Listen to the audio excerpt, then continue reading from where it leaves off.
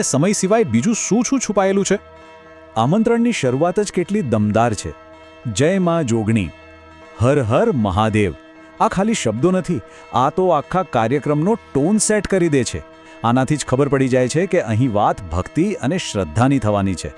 જાણે બધાને એક જ લાગણીના દોરામાં બાંધી દેવાની કોશિશ હોય. તો સવાલ એ થાય કે આ બધું કોના માટે છે? આટલી ભક્તિ, આટલી શ્રદ્ધા, આ દિવ્ય વંદના કોને સમર્પિત છે? ચાલો એ જ જાણીએ. તો આ આમંત્રણ છે માં જોગમાયા માટે, જે રાવળદેવ સમાજના આરાધ્ય દેવી છે. અને એમને ખાલી દેવી નહીં પણ આદ્ય શક્તિ, જગત જનની તરીકે ઓળખવામાં આવે છે. મતલબ કે આખા જગતની માતા. આના પરથી જ અંદાજ લગાવી શકાય કે સમાજ માટે માં જોગમાયાનું સ્થાન કેટલું ઊંચું અને કેટલું મહત્વનું છે. ઓકે, તો દેવીનો મહત્વ તો સમજાયું, પણ હવે એ જોઈએ કે મુખ્ય કાર્યક્રમ શું છે. આટલા બધા લોકોને ભેગા કરવાનું કારણ શું? ચાલો સીધા એના પર જ આવીએ. કાર્યક્રમનું હાર્દ છે મહાઆરતી. હવે જુઓ, આરતી તો આપણને બધાય જોઈ જોઈએ છે, બરાબર ને? પણ અહીં મહાઆરતી છે, અને એ પણ 64 જ્યોતની. આ આંકડો જ બતાવી દે છે કે આ કોઈ રોજિંદી આરતી નથી. આ કંઈક બહુ જ મોટું, બહુ જ ભવ્ય અને એકદમ અલગ આધ્યાત્મિક અનુભવ હશે. ચાલો જરા વિગતો પર નજર કરી લઈએ. તારીખ છે 7 માર્ચ 2026, શનિવાર. સમય બપોરના 2 થી 6. અને સ્થળ છે શ્રી જોગમાયા ધામ, કડા. પણ આમાં સૌથી ખાસ વાત શું છે ખબર છે? એ દિવસે માં જોગમાયાનો પ્રાગટ્ય દિવસ છે.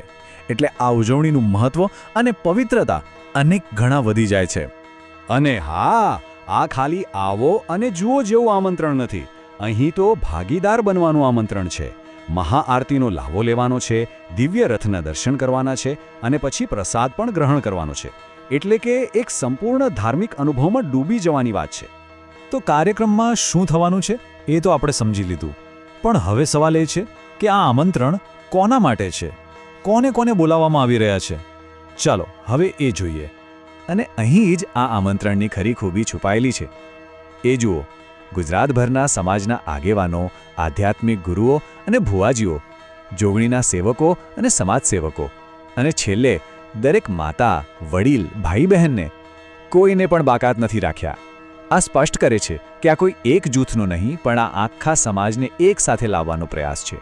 આયોજકોમાં પણ આ જ વાત દેખાય છે. એક બાજુ એક ઔપચારિક સંસ્થા છે, શ્રી જોગમાયા ફાઉન્ડેશન, અને બીજી બાજુ છે સમગ્ર સેવક પરિવાર. મતલબ એક સિસ્ટમ અને લોકોની શ્રદ્ધા બંને સાથે મળીને આ કામને આગળ ધપાવી રહ્યા છે. શું અદ્ભુત જોડાણ છે! પણ આ બધું ખાલી એક દિવસની ઉજવણી માટે છે?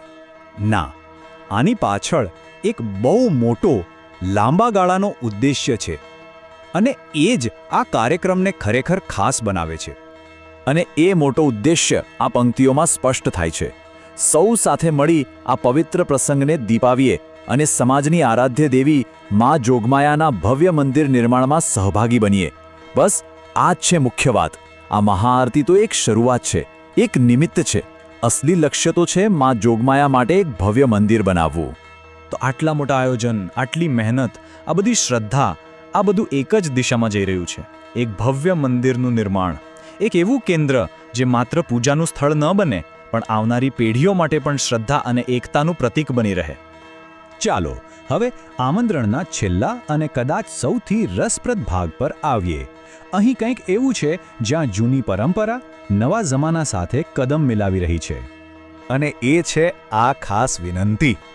પોતાના અવાજમાં આમંત્રણ વિડીયો બનાવી સોશિયલ મીડિયા દ્વારા આ ભગીરથ કાર્યમાં સહભાગી બને. વિચારો, આ કેટલું આધુનિક છે!